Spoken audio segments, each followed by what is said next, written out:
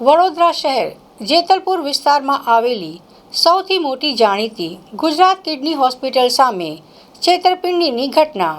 દર્દીએ hospital સામે આક્ષેપો કર્યા. વડોદરા શહેર જેતલપુર વિસ્તારમાં આવેલી સૌથી મોટી જાણીતી ગુજરાત કિડની હોસ્પિટલમાં આજે દર્દીએ હોસ્પિટલ સામે આક્ષેપો કર્યા. હોસ્પિટલોમાં દર્દીઓ અને તેમના પરિવારજનો સાથે સારવારના નામે થતી અતિશય બિલિંગ અને છેતરપિંડીની ઘટનાઓ અવારનવાર સામે આવતી હોય છે. આવો જ એક કિસ્સો સામે આવ્યો છે, જ્યાં જરોદથી આવેલા એક પિતા પોતાના પુત્રની સારવાર માટે ગુજરાત કિડની હોસ્પિટલ પહોંચ્યા હતા. પરિવારનો આરોપ છે કે શરૂઆતમાં હોસ્પિટલ તંત્ર દ્વારા ઓપરેશન અને દવાઓ મળીને આશરે 50,000નો ખર્ચ દર્શાવવામાં આવ્યો હતો, પરંતુ જ્યારે દર્દીને ડિસ્ચાર્જ કરવાનો સમય આવ્યો ત્યારે હોસ્પિટલે 1,21,000નું બિલ આપી દીધું. એટલું જ નહીં, જ્યારે પીડિત પિતાએ આ અંગે વિરોધ નોંધાવ્યો ત્યારે હોસ્પિટલ સ્ટાફ દ્વારા ધમકીભર્યા શબ્દોમાં કહેવામાં આવ્યું કે પોલીસ બોલાવશો તો પણ કશું ઓછું નહીં થાય.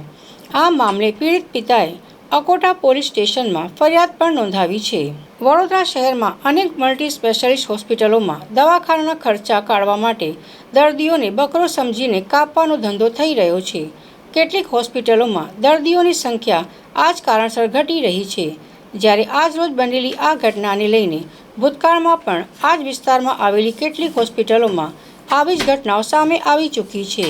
જ્યારે દર્દી દવાખાને આયોજિત તેને બિલની રકમ અલગ બતાવવામાં આવે છે અને દાખલ થયા બાદ તેના અલગ અલગ ચાર્જિસ ગણીને રકમને 10 ગણી વધારી દેવામાં આવે છે.